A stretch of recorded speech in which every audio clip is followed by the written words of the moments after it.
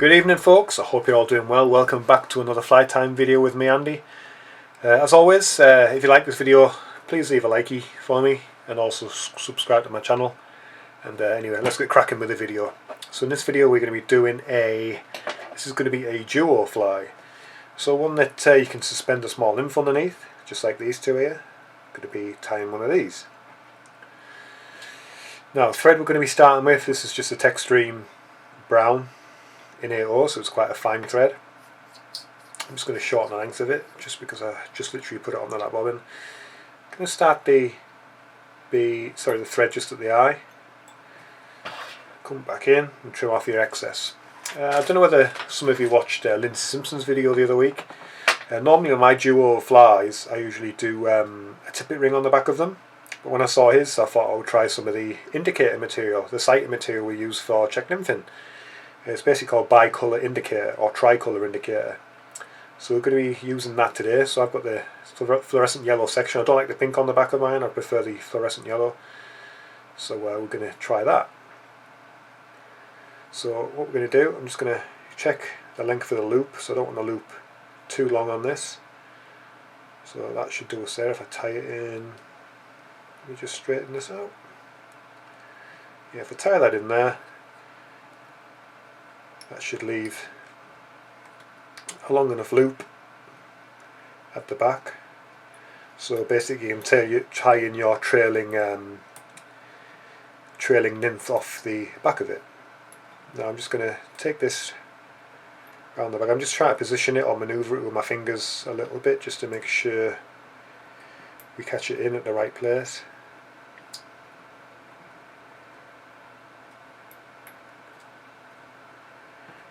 I'm going to keep this thread going quite far down.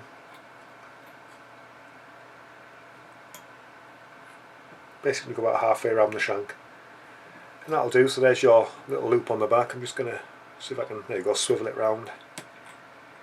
And we'll do a couple of locking turns. So that's in good position, then I can just basically tie your trailing nymph off the back of that. Now I don't want all this excess on this front body section because we have a few materials to tie in up here. So we'll just trim those off. Next step, you can use pretty much any body material you want, like a fine dubbing or anything. I'm just going to be basically using this Troutline Hairs Plus in the golden olive. I want it to look kind of caddisy and stuff, so like the kind of golden olives and stuff. That's just my personal choice when I'm tying like duo flies, like caddisy kind of bodies or sedge kind of bodies. So I'm just going to dub some of this Hairs Plus onto my thread. Just wind it up there. I'm going to probably taper the body slightly with this as well, start off quite thin and get very slightly thicker as I go up. Mainly more due to me wanting it just to fly to look like aesthetically pleasing for myself. So if we start at the back, then we can just wind this up.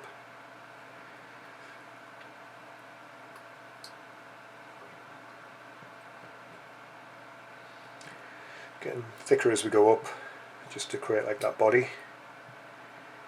And there we go, that'll do. When you're round about the hook point, you need to stop, because you need a nice forward, pardon me, just said a McDonald's, so I just burped, I apologise. So yeah, there we go. Next step, we're going to tie in one section of our wing, and it is going to be some brown Antron. So this is the brown Antron we're going to be using, and what I do is I pull off a section. There we go, grab it, there we go. So I've got like a piece there, maybe 2.5–3 inches long. I'm going to fold it in half once, and then fold it in half again. So you get like quite a thick section of this Antron. And now I'm just going to basically tie it in. And then you need a sharp pair of scissors for this. Come in and just trim off just over the back. And there's your, this is one of your pieces of your underwing. Now you can flatten this out slightly so it creates like a bigger wing. And just come in and tighten up. Next stage, I'm going to grab some CDC. This is just a Troutline grey CDC. Just like a bigger bag of it basically. I'm just going to grab a handful out, as you can see. I'm just going to grab three feathers. There's one. I want 3 relatively similar sized ones, so there's 2. Try to find a 3rd feather. There we go, that one will do, I think. Here we go, yeah, there we go. There's 3 feathers. So there's our 3 CDC feathers paired up together. And now with your other hand, just brush all the fibres forward. Lay your wing down exactly the same length as your brown underwing. And come over the top. And just cinch down with a few turns. Now just try and trim this off at a slight angle just so it tapers. Just because that way what you'll find is it'll just create like a very slightly slimmer profile on the body. That should do us nicely. Okay, next step. What we need to do is you need to grab a Mark Petitjean tool or anything where you can put some CDC in. So I'm going to use the Mark Petitjean tool here and one of my clips, because what I'm going to do now is dub some of the CDC around the body. So I'm going to grab some longer CDC feathers. Probably these, there you go, just like these nice long ones. I'm just going to, these 2 should do me nicely. I'm just going to pull those down inside the clip. Once you pull them down inside the clip, as you can see, you've got all the feathers, the strands sticking out. I'm just going to pull this back and pull a few more strands up through it. And then come in with your clip. Sorry, I'm just trying to encourage more to come out. Come in with your clip, and now all your feathers are inside the clip. Now all you need to do is get a pair of scissors and just cut alongside.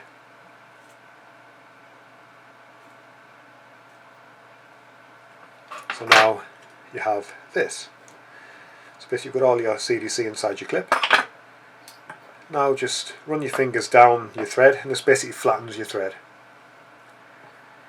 And then you can grab your nail and then sharp needle and just split your thread. And then grab your CDC, incorporate it into your split thread loop, and then just release it in there.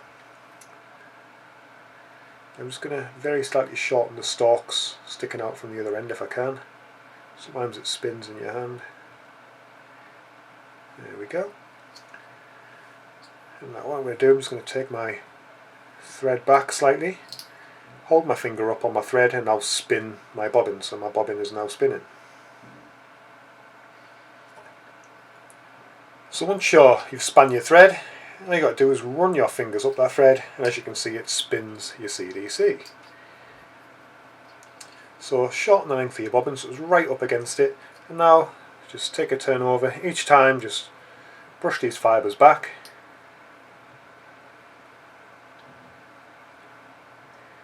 And there you have a nice cloaked centre section. And this makes it nice and leggy, really nice like leggy looking fly. Next step, we're going to be using some deer hair. This is I think a troutline deer hair patch, and we're just going to grab a clump. Sorry, sun's messing around in the background. So we're just going to cut just a nice little chunk off. I don't know whatever chunk that is. I'm going to put it inside a deer hair stacker. This is just a cheap deer hair stacker. I can't remember. I think I actually got it from the BFFI a few years back now. And just put it inside your deer hair stacker. Oops, give it a little taparoo. Sorry for the noise. Once you've given it a taparoo, for the most part, all the fibres should be lined up.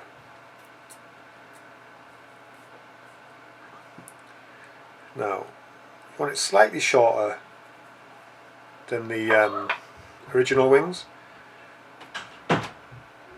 so that should do. So pinch it in top with your left hand. Now do a loose wrap over, another loose wrap, and then we'll cinch our thread down. Then you can take your thread through a few wraps through your deer hair just to secure it a little bit better in place. Because deer hair is a little bit of a tricky material to work with. But there's our wings so far. It's looking good. Let me just move this vise down very slightly. There we go, just so you can see that better. Now we're just going to pull this forward. Now what I'm going to do now is try and get all this, basically all the deer hair I don't want, and then just trim off, leaving a nice little tuft at the front. Now I can see this little bit here, I'm just going to rip it off, that's fine. Try and come in front of your deer hair and then just work a few turns of thread through the deer hair at the front there, just to help secure it in place, because deer hair is a pain in the bum. Now we're going to grab some, this is pink Antron, exactly the same as the brown, just obviously pink. Cut a, again, similar section off. Now I'm going to fold it in half, just the once, because this is just going to be like a little sighter. Now just come in, place it on top, and just cinch a few turns over it. Now what I like to do is I like to grab some varnish. This is the Vineyard brush coat. Oh, just loosen the lid. Grab some varnish, just put it on your thread, and then just work it around that thread a few turns, and that way you're going to secure your deer hair in place and also your bit of yarn. Now you want to come in with a pair of sharp scissors and just trim this front section. Try and get all those pink fibres. Come in, and then there's your sighter at the front.